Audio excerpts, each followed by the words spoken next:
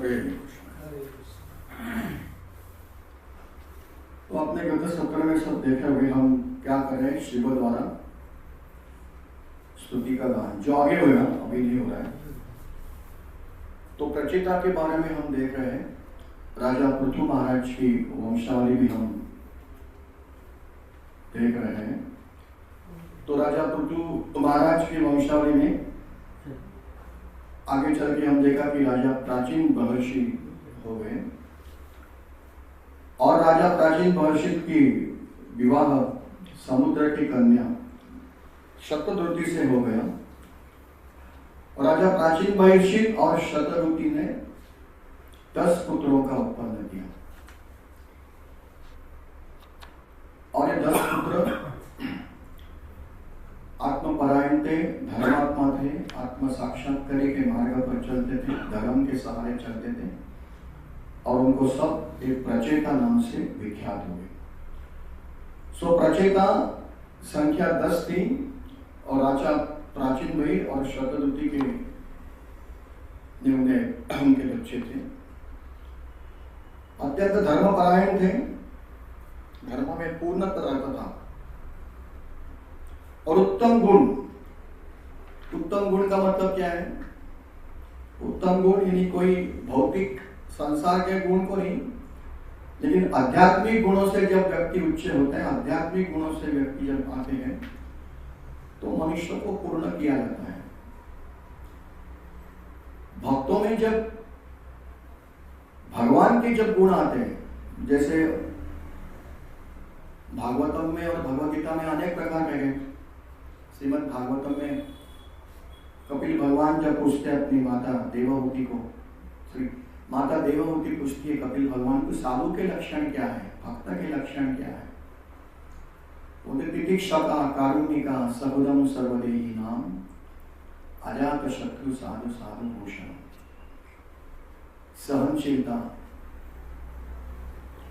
कारुणिका सभी जीवों से दया, सहृदम सर्वदेही नाम सब जीवों के हितैषी, अजात शत्रु जिसके कोई शत्रुता नहीं हो, अद्वैष्टा सर्वभूतानां मैत्रः करुणा एव च, निर्ममो निरंकार समदुःख संतुष्टं सततं योगी यतात्मा दृढ़निश्चया मया अर्पितो मनोबुद्धिर्। तो भगवान की जो मुझे मन और बुद्धि क्या करता है? अर्पण करता है।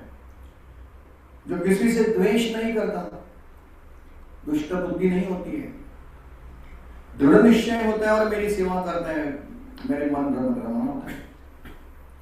मैत्रः करुणा एव च, सबके साथ मैत्री रखता है, इससे कोई शत्रुता नहीं होती।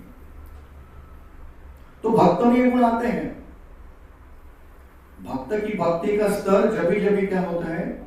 ऊंचे स्तर पर जाता है। तो ये परिभाषा भक्त की होती है कि भक्तों में कौन से गुण आ रहे हैं। 11वें स्कंद में भागवतम में देखते कि मध्यम अधिकारी, कनिष्ठ अधिकारी और उच्चतम अधिकारी, उत्तम अधिकारी के लक्षण देखते किस प्रकार से भक्तों के लक्षण जा सकते हैं। तो राजा प्राचीन महर्षि के जो ये पुत्र थे, उत्तम आचरण था उनका और उनके पिता ने उनको आदेश दिया, प्रजापति के नाते ये सब हो रहा है कि आपको संतान उत्पन्न करें। और पिता की आज्ञा संवाद मार के उन्होंने आज्ञा का पालन किया और उन्होंने पहले तपश्चर्या करने के लिए समुद्र में क्या किया? प्रवेश किया और 10,000 वर्ष तक उन्होंने हम देखा क्या किया? तपस्या की। ये लास्ट हम सब देखा है। लेकिन तपस्या जब भी होती है तो पूर्ण पुरुषोत्तम भगवान की तपस्या सहजता प्राप्त नहीं होते। पूर्ण पुरुषोत्तम भगवान की प्राप्ति के लिए हमें पहले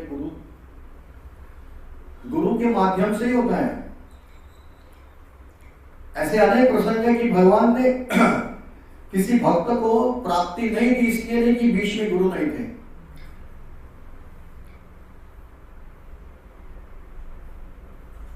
राजा दशरथ जी का उम्र 10,000 वर्ष के ऊपर हो गया था और फिर भी उनको पुत्र नहीं होता। पुत्र इसलिए नहीं होता, आचार्य कहते कि उनके जीवन में इतने पुण्य थे, इतने पुण्य थे, इतने पुण्य थे कि ऐसे भाग्यशाली, इतने पुण्यवान व्यक्ति के लिए कोई ऐसे धर्मात्मा और ऐसे पुण्यात्मा जन्म लेना चाहिए, और ऐसे कोई योग्य व्यक्ति नहीं दिख रहे थे। तो भगवान ने कहा मैं खुद इस परिवार में क्या करूं, जन्म लूं। लेकिन अड़चन यह थी, अभी तक दशरथ सम्राट चक्रवर्ती दशरथ महाराज ने अभी तक गुरु की आज्ञा नहीं, गुरु का संरक्षण, और जब गुरु का संरक्षण किया उसके बाद ही भगवान क्या होंगे उसके। अगर गुरु को हम आश्रय है भगवान प्राप्ति होती, तो सिद्धांत ये प्रस्तावित होता है कि गुरु के बिना भी क्या हो सकता है, भगवत प्राप्ति हो सकता है, और गुरु के बिना भगवत प्राप्ति हो सकती है, ये सिद्धांत भगवान नहीं एस्टैब्लिश करना चाहते कभी भी।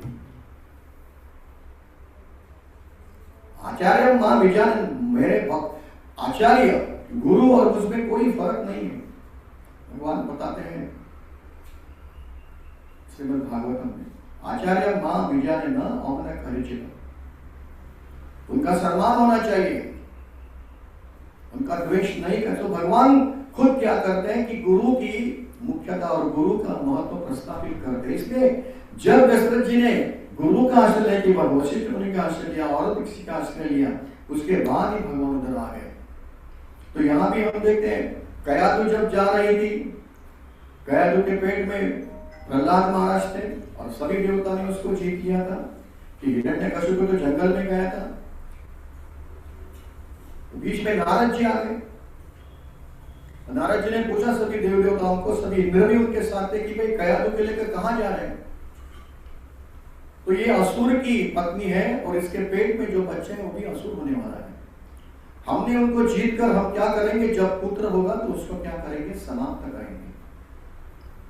तो नारद जी ने बोला ऐसे नहीं बात है, आपको नहीं पता कि ये जो पेट में बच्चा है कयादु के, भगवान का मान ऐसा बेमिसाल उदाहरण होने वाला है कि ऐसा भक्त की कीर्ति प्रयोग में नहीं, इतना महान भक्त हुए।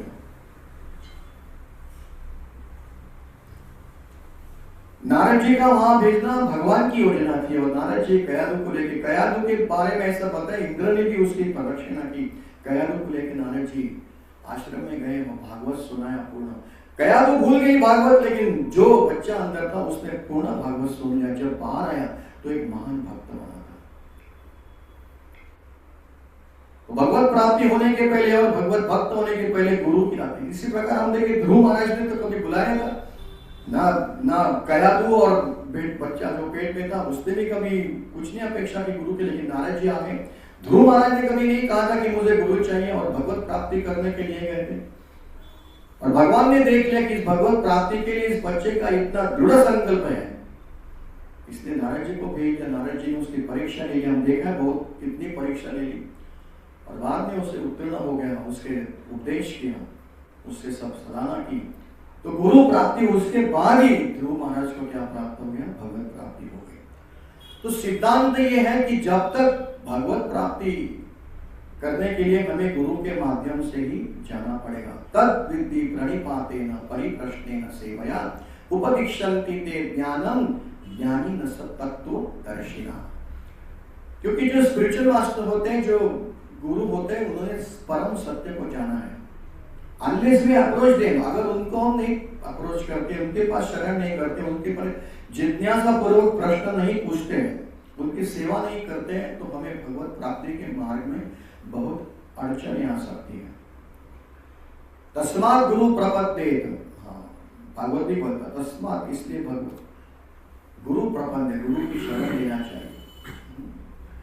जो सभी शास्त्रों से परिचित हो, शास्त्रों से अवगत हो, शास्त्र का ज्ञान जिन्होंने खुद ने अपने जीवन में डाला है और दूसरों को क्या कर सकते हैं, वो शास्त्र का ज्ञान अवगत कर सकते हैं, ऐसे गुरु को हमें क्या करना चाहिए, शरण करना।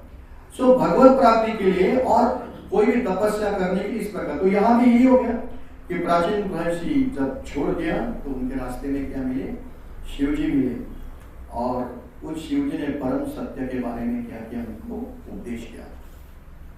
तो शिव जी हमें पता है एक महान वैष्णव है।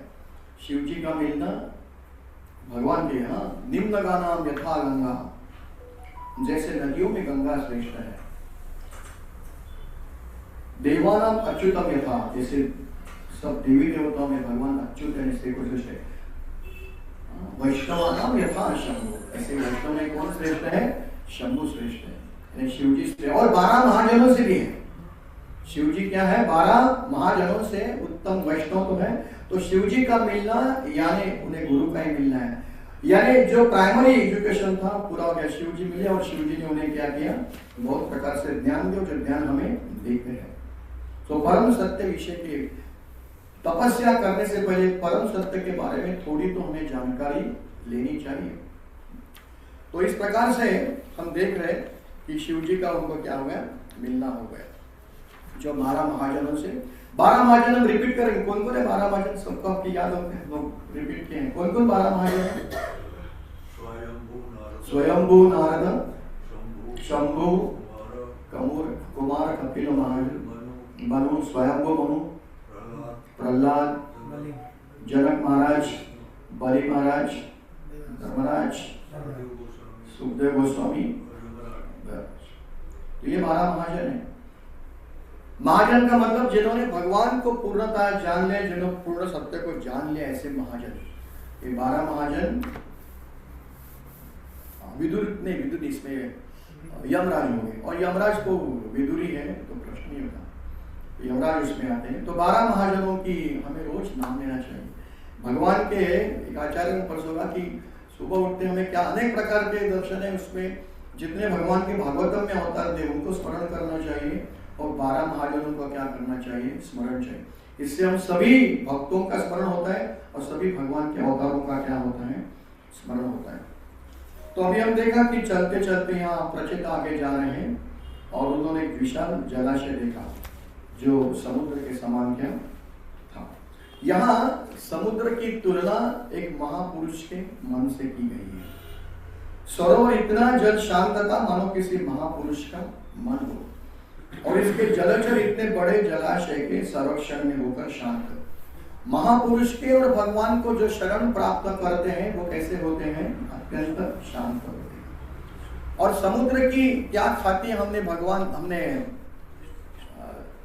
गीता में देखी है, 17वें अध्याय में 17वां श्लोक में क्या श्लोक है? अपूर्यमानम अचल प्रतिष्ठम समुद्रम आपः प्रविशन्ति सर्वे तद्वत् कामाय भविष्यस्वे स शांतिम अप्नोति न कामकामी। इस समुद्र में अनेक नदियां क्या होती हैं? बहती है। जैसे एक मनुष्य में इच्छाएं आती है, हम सब मनुष्य हैं, कामना है, कामना की तरह सब हमारी इच्छाएं आती है, और जो मनुष्य इस कामनाओं को पूर्ण करने को प्रयत्न करता है, जो मनुष्य इस कामनाओं के घेरे में पड़ता है, उसके वश में आता है, ऐसे व्यक्ति कभी शांत नहीं होते। तो व्यक्ति को कैसा होना चाहिए? समुद्रम आप अचल प्रतिष्ठम। ये समुद्र कैसा है? इतनी नदियां उसमें बहती है, फिर भी उसका मन शुद्ध नहीं होता, विचलित नहीं होता। समुद्रम आप प्रविशन्ति सर्वे, इतनी नदियां आती है समुद्र में, लेकिन उसका मन कभी विचलित नहीं होता, प्रशुद्ध नहीं होता, स्थिर रहता, शांत रहता है। उसी प्रकार महापुरुष जो होते हैं, भगवान के महान भक्त होते हैं, कैसे भी प्रतिकूल परिस्थिति होती है, लेकिन उनका मन क्या नहीं होता है? विचलित कभी होता नहीं है। और यही भक्त का क्या है? भक्त का यही लक्षण है कि उनका मन कभी विचलित नहीं होता। सो जलाशय यहां लिखा है, वास्तव में एक बड़ी खील और झील था, किंतु यह जलाशय समुद्र की तरह उद्दाम लहरों से युक्त न होकर अत्यंत शांत था। शांति व्यक्ति को जब आती है तो हम कामनाओं का क्या करते हैं? त्याग करते हैं। जब तक कामनाओं का जब तक हमारे मन में आने इच्छाओं का त्याग नहीं करते हैं। 7वें अध्याय में भगवान प्रश्न पूछते हैं। अब अर्जुन प्रश्न पूछते हैं कि स्थित प्रज्ञ व्यक्ति, शांत व्यक्ति का लक्षण क्या है?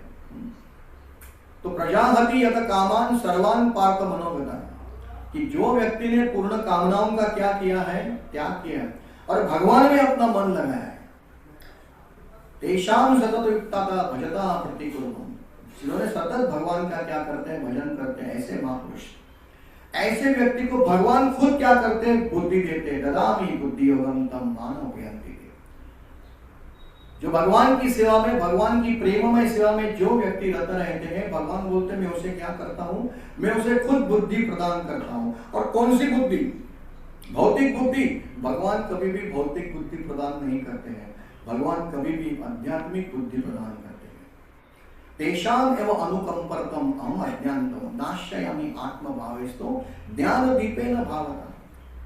ऐसे जो व्यक्ति होते हैं जिसमें महापुरुष के गुण होते हैं, भगवान के गुण होते हैं, सत्य परम सत्य को जानने की जिज्ञासा जिनमें है, भगवान बोलते हैं अनुकंपा, तेषाम एवं अनुकंपर्तम अज्ञानजंतम। ऐसे व्यक्ति के प्रति में मुझे क्या होती है? अनुकंपा होती है, दया होती है, और ऐसे व्यक्ति के हृदय में मैं घुस जाता हूं। वैसे तो भगवान है सबके हृदय में, लेकिन वो जागृत अवस्था में नहीं है, एक्टिव नहीं है। लेकिन हमारी भक्ति का स्तर जैसा जैसा जैसा ऐसा आगे बढ़ेगा तो भगवान बोलते हैं तेषाम एवं अनुकंपर्तम अहम अज्ञानतम। हम उसके हृदय में घुसकर उनके अज्ञान का जो अंधकार है, अंधकार क्या करते हैं? नष्ट करते हैं। कैसे? ज्ञान दीपेन भावता, कि ज्ञान का प्रकाश का दिया लेकर मैं क्या करता हूं, उनके हृदय में जो कलमश है वो कलमश पूरा क्या करता हूं? मैं साफ करता हूं, और उससे वो क्या प्राप्त करता है? शांति प्राप्त करता है। वैसे तो भगवान सबके हृदय में है। सर्वस्य च हम बुद्धि सन्निविष्टो भक्तः स्मृति ज्ञानम अपमनम च। मैं सबके हृदय में बैठा हूं और स्मृति प्रदान कर रहा हूं, ज्ञान प्रदान कर रहा हूं, भूलने की शक्ति भी प्रदान कर रहा हूं, सब कुछ दे रहा हूं। भगवान बैठे हैं, लेकिन हम रियलाइज नहीं करते हैं। Everybody's heart, Lord is situated। हर व्यक्ति के 84 लाख योनि में जितने जीव जो है, सबके हृदय में भगवान बैठे। ऐसे नहीं कि सिर्फ मनुष्य के हृदय में, it is, he is there everywhere. पर उसको रियलाइज करना, उसकी अनुभूति करना, ये महत्व का लक्ष्य है। हमारे हृदय में है, लेकिन जब अनुभूति होती है तो ही क्या होते हैं? ही बिकम्स एक्टिव। तब हमें अंदर से क्या करता है? वो ध्यान देने की सुनाई करता है। और ऐसे व्यक्ति में जब भगवान अंदर से ध्यान देते हैं तो ऐसे व्यक्ति के कार्यकलाप भौतिक नहीं बनते हैं। बाह्य रूप से लगते हैं कि भौतिक रूप से कार्य कर, लेकिन उसके कार्यकलाप भौतिक नहीं होते हैं, क्योंकि जो भी कार्य कर रहे हैं भगवान अंदर से बोल रहे हैं, भगवान से अंदर से प्रेरणा हो रही है। तथा मैं बुद्धि योगम, भगवान बोलते हैं मैं उसको बुद्धि दे रहा हूं, और जिस प्रकार की बुद्धि दे रहा हूं उस प्रकार के कार्य उससे वो कर रहे हैं। तो उत्तम जो भक्त होता है, उत्तम भागवत होता है, उसके लिए उसके जो कार्यकलाप बाह्य रूप से हमको दिखते हैं कि ये क्या कर रहे हैं, गलत कर रहे हैं, लेकिन गलत नहीं, भगवान ने। अर्जुन कुरुक्षेत्र का युद्ध पर हजारों लाखों की हत्या कर रहा था, लेकिन कोई पाप नहीं, कुछ लोगों को मार रहा था। कितना मार रहा है? सबको मार रहा है। जो भक्ति में है, ऐसे उस समय जितने भी लोग होंगे, अरे हम भी थे, हर समय थे। हमने भगवान के सब अवतारों को, सबको देखा है, because we are also eternal. हम भी नित्य हैं।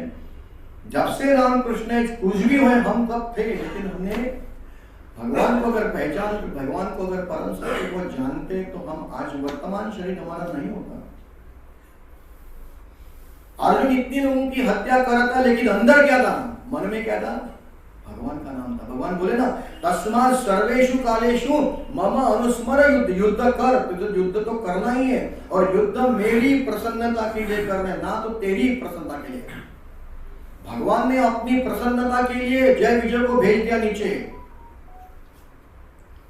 जो हिरण्याक्ष बने, हिरण्यकशिपु बने, रावण बने, कुंभकर्ण बने, शिशुपाल बने, अपनी प्रसन्नता के लिए, वीर रस का आस्वादन करने के लिए भगवान ने भेजा। यहां भी अर्जुन को तू सबको मार, तस्मात् सर्वेषु कालेषु मम अनुस्मर युद्ध युद्ध कर, तू युद्ध कर, लेकिन युद्ध कर सका मम अनुस्मर, मुझे याद कर, तो तुझे कोई पाप लगेगा नहीं। तो बाहर से दिख रहा है सबको मार रहे हैं, हत्या हो रही, लाखों लोग मर रहे हैं, अनेक बालक अनाथ हो रहे हैं, अनेक स्त्रियां विधवा हो रही है, तो अर्जुन को कुछ नहीं हो रहा है, कुछ पाप लगना कि भगवान ने बोला मेरा स्मरण करेगा।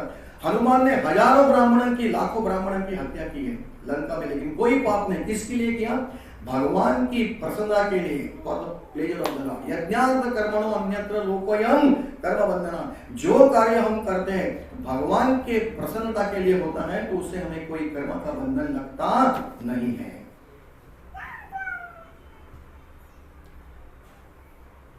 तो ऐसे यहां बोले कि लेकिन ऐसे ऐसे भक्त के ऐसे व्यक्ति दुर्लभ है, स महात्मा सो दुर्लभ। बहुनाम जन्मना मनते ज्ञानवान प्रपंदन्ते वासुद समिति स महात्मा स।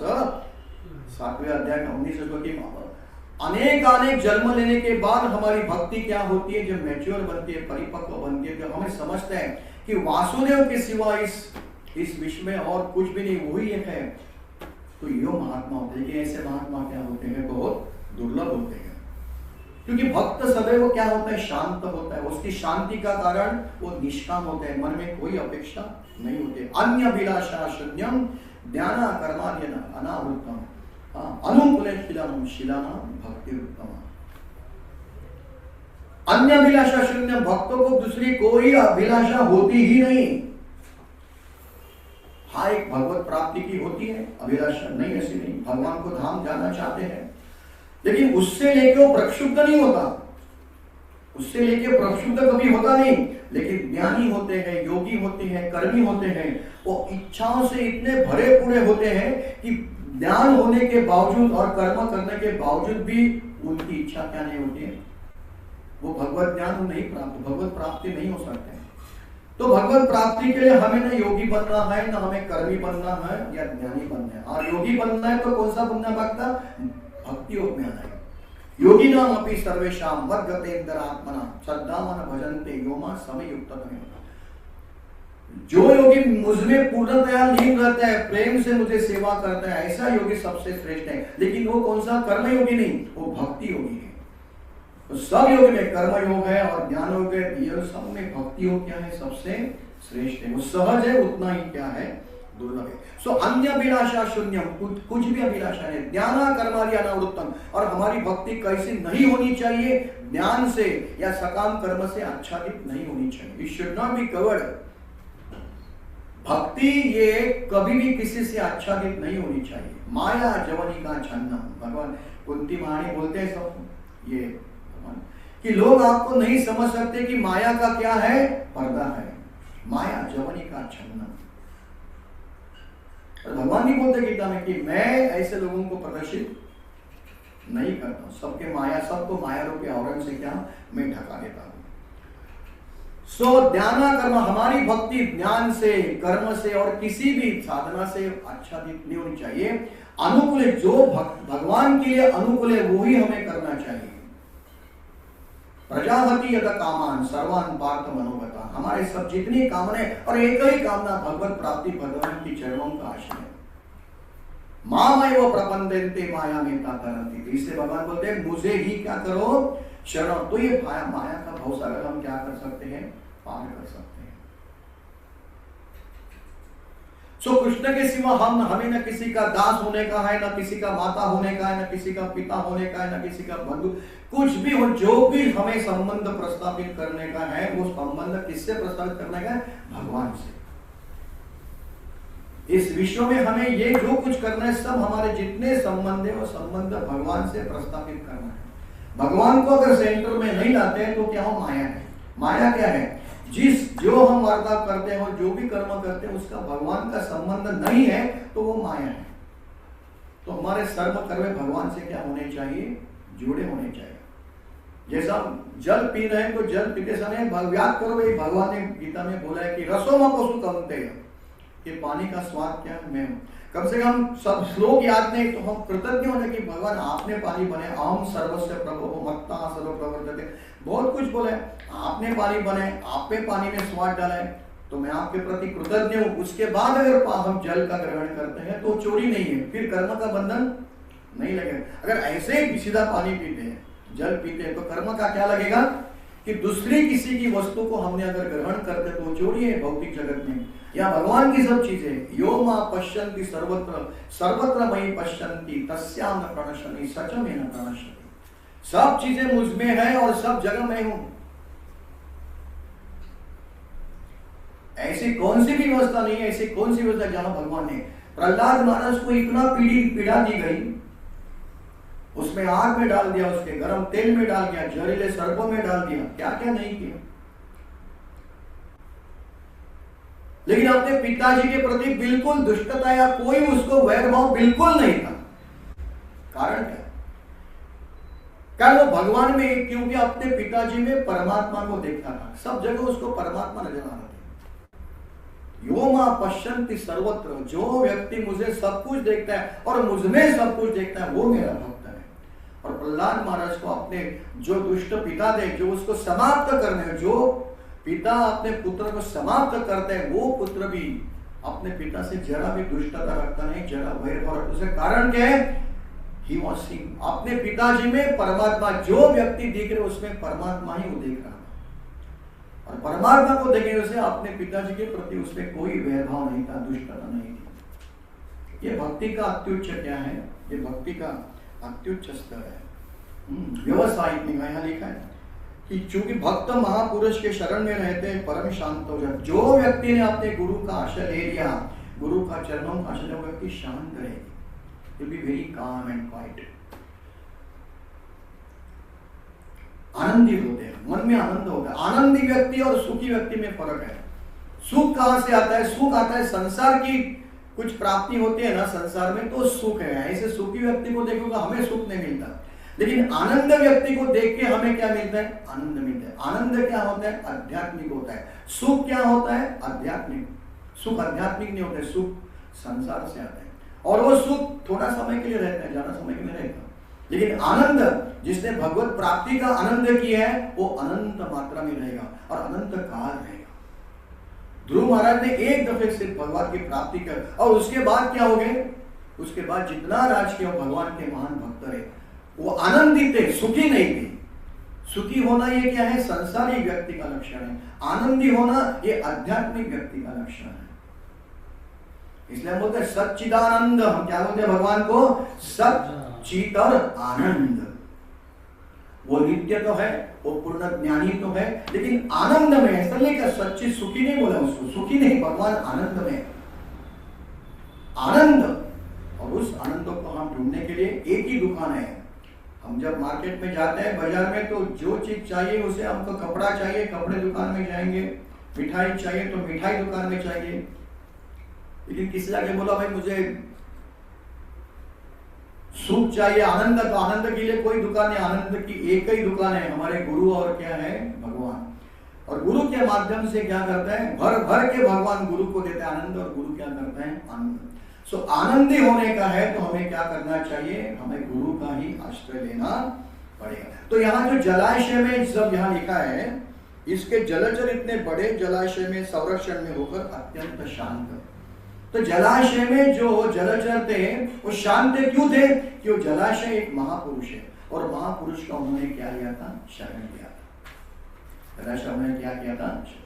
जब भी तुम्हें शरण तुम लेगी किसी पांव का व्यक्ति का, तो क्या होता है? उसे हम, वैसे व्यक्ति कभी भी क्या होते? शांत होते, सब सबसे बचती है।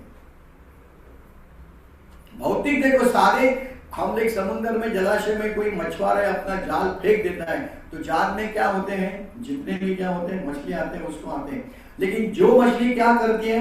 उसके पैरों के रहती है, वो जो मछुआरा के पैरों के, वो तो नहीं पकड़े, उसे इसके पैर का क्या किया? आश्रय ले लिया। जो मछलियों ने मछुआरा के पैर का आश्रय लिया वो जाल में नहीं आते, कि उसने पैर का क्या लिया। तो भौतिक जगत में अगर किसका पैर का आश्रय लेने से हमको संरक्षण मिल सकता है, तो आध्यात्मिक जगत के हम अगर गुरु और भगवान का आश्रय लेंगे तो हमें कितनी संरक्षण मिल सकते हैं। तो यहाँ जलाशय में पड़े हुए, जलाशय में जो पड़े हुए जलचर वो भी शांत थे, कि उन्होंने क्या किया था? ये जलाशय का महापुरुष के आश्रय था। सो ये जलाशय, ये भौतिक जगत के प्रभुपाद कहते हैं ये अज्ञान का सागर है, और इस सागर में सब लोग क्या है? विचलित है, सब विचलित होते हैं। भक्त का मन भी समुद्र या विशाल जलाय के समान होता है, उद्विग्न नहीं होता है। सुखेशु दिखेशु अनुविघ्न मना। भक्त का कहेंगे सुख है, दुख है, उससे अनुविघ्न, कभी उससे फर्क नहीं पड़ता है। और भगवत गीता में कहा व्यवसायित्मिका बुद्धि एके है कुरुनंदन। व्यवसायित्मिका बुद्धि एके कुरुनंदन। उसके बाद क्या है? व्यवसायित्मिका बुद्धि एके है कुरुनंदन बहुशाखारी अनुविनाश। कि जो व्यक्ति इस भक्ति के मार्गक्रमण पर चलता है उसका निश्चय क्या होता है? दृढ़ संकल्प होता है। He is always fixed in his mind कि मुझे सिर्फ भगवान की क्या करनी है। श्री भगवान, जो भगवान की सेवा में दृढ़ है वो किसी तरह विचलित नहीं होता, वो किसी तरह विचलित नहीं होता है। और भागवत गीता का 622 और 23 का अध्याय में तो अत्यंत महत्वपूर्ण बात बताइए जो है आगे, यस्मिन् स्थितो न दुखेन गुरुणापि विचलते। यदि भक्त के जीवन में समस्या आती है, कुछ विफलताएं आती है, तो भी भक्त विचल नहीं होता है, क्योंकि वो भक्त महापुरुष की क्या करता है, शरण करता है। और चैतन्य महाप्रभु भी कहते हैं कि कृष्ण भक्त निष्काम अतएव शांत। निष्काम जो व्यक्ति, महाप्रभु कहते हैं कि कृष्ण भक्त पहली उसकी क्वालिटी क्या है, उसे किसी चीज की इच्छा होती नहीं, सिवा भगवत प्राप्ति, सिवा भगवत ज्ञान, सिवा भगवत प्रेम। तो ऐसे व्यक्ति के भौतिक अपेक्षाएं सब कम होती है, खत्म हो जाती है, समाप्त होती है, और इसलिए ऐसे व्यक्ति क्या होती है, ऐसे व्यक्ति शांत, प्रसादम अधिगच्छति। जो जब तक हमारे जीवन में कामना है, जब तक हमारे जीवन में इच्छाएं भरी पड़ी है, हमें कुछ बनना है, हमें कुछ दिखाना है, यश प्राप्त करना है, धन प्राप्त करना है, ये जब तक हमें होगा तब तक मन कभी शांत नहीं होगा। तो श्री कृष्ण का भक्त सदैव शांत रहता है, क्योंकि क्या है, वो निष्काम होता है। तो निष्काम भक्ति यह हमें क्या करना है, सवय कुलसा पर्व धर्मा यतो भक्ति अधोक्षजे अहेतुकति अप्रतिहता ययात्मा सुप्रसिद्धति। हमें आत्मा को प्रसन्न करने के लिए क्या करें, भक्ति करनी चाहिए। कैसी, अहेतुकी। अहेतुकी means without any cause, no intention, कोई कामना नहीं, कोई कामना नहीं, इच्छा कोई नहीं, अहेतुकी। और अप्रतिहता यानी निरंतर। भक्ति क्या होनी चाहिए, निरंतर होनी चाहिए, और उसमें किसी प्रकार की कामना नहीं होनी चाहिए। अन्य अभिलाषा शून्यम, हाँ शून्य, हमारी अभिलाषा शून्य होनी चाहिए। जब अभिलाषा शून्य होगी और सिर्फ भगवत, क्योंकि पता है भक्त तो बहुत स्मार्ट होते हैं, भक्तों को पता है जब भगवत प्राप्ति होने, भगवत का ज्ञान मिलेगा, परम सत्य के बारे में जानकारी मिलेगी, भगवत प्रसन्न होंगे, तो बाकी कुछ जानने की इच्छा ही। 7वें अध्याय में पहला श्लोक कौन सा है, 7 से, उसमें भगवान सीधा कहते हैं कि जब अर्जुन तू क्या करेगा, अर्जुन तू मेरे बारे में तेरी चेतना मुझ में पूर्णता लगाएगा, और मेरे बारे में अगर ज्ञान लेगा, तुझे और कुछ जानने की आवश्यकता नहीं। असंशयं समग्रया यथा ज्ञानस्ति तच्छृणु। और 7वें अध्याय का पहला श्लोक जो है अत्यंत पहला और दूसरा श्लोक अत्यंत महत्वपूर्ण है कि हमारी क्या, मया आसक्त मना पार्थ योगम मंजर मद आश्रया असंशयं समग्रया यथा ज्ञानस्ति तच्छृणु। हे पुत्र, हे अर्जुन सुनो, किस तरह मेरी भावना से पूर्ण, आप मेरी चेतना से, मेरी भावना से पूर्ण हो जाओ, और तुम्हारा मन मुझ में आसक्त करो, और योगाभ्यास करते हुए मुझे पूर्णतः संशय रहित जान सकते। मुझे तुम्हें जानना है तो मेरी चेतना, तुम्हारी चेतना मुझ में, चेतना में लगे। आपकी मन और आपकी बुद्धि दोनों मुझे देनी पड़ेगी। मया अर्पितो मनो बुद्धि मय्यो मनादस्व मयि बुद्धि निवेश है। आपकी मन और आपकी बुद्धि का निवेश क्या होना चाहिए। और एक दफे जब तुम्हें मैं ज्ञान दूंगा गीता का, तो इसके जान लेने पर तुम्हें अभी कुछ जानने की आवश्यकता, यद ज्ञात्वा नेव भूय अन्यत अवशिष्यते। मैं तुम्हें दिव्य ज्ञान अभी जो दे रहा हूं, एक दिव्य ज्ञान का तो ग्रहण करने के बाद तो समझ लिया, देयर इज नो नीड, अभी दुनिया में कुछ जानने की जरूरत ही नहीं है। तो शांत हो जाएगा और युद्ध करेगा। शांत हो मतलब ये नहीं युद्ध नहीं, शांत होकर युद्ध करेगा। ज्ञानम ते हम सविज्ञानम इदम वक्ष्यामि अशेषता यद ज्ञात्वा नेह भूयो अन्यत ज्ञातम अवशिष्यते। मैं तुम्हें जो व्यावहारिक ज्ञान दूंगा, जो दिव्य ज्ञान दूंगा, वो ज्ञान देने पर, समझ जाने पर तुम्हें जानने के लिए और कुछ बाकी रहेगा।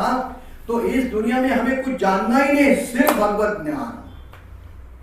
जो भगवान ने अपने वाणी में बताया, जो भगवान ने अपने वेदों शास्त्र बताया, और गुरु के माध्यम से जो ज्ञान आता है, जिसने वो ज्ञान सीख लिया, there is no need to know anything else. यद ज्ञात्वा भूयो अन्यत्, और कुछ जानने की इच्छा ही नहीं है। और ये सब जान लिया तो भक्त कैसे होते हैं, शांत होते हैं। भक्त कैसे होते हैं, शांत। और इसलिए अर्जुन लास्ट में कहता गीता में, नष्ट मोहा स्फूर्ति लब्धा तत्प्रसादेन मय्याच्युतेत स्थितो अस्मि गत संदेह करिष्ये वचनम तव। 18वें अध्याय का श्लोक नंबर 73, नष्ट मोह में अभी तक मोह था मेरा, सब मोह था, इसको मारूंगा पाप लगे, ये सब मोह था। स्फूर्ति लब्धा, मेरी स्फूर्ति खत्म हो गई थी।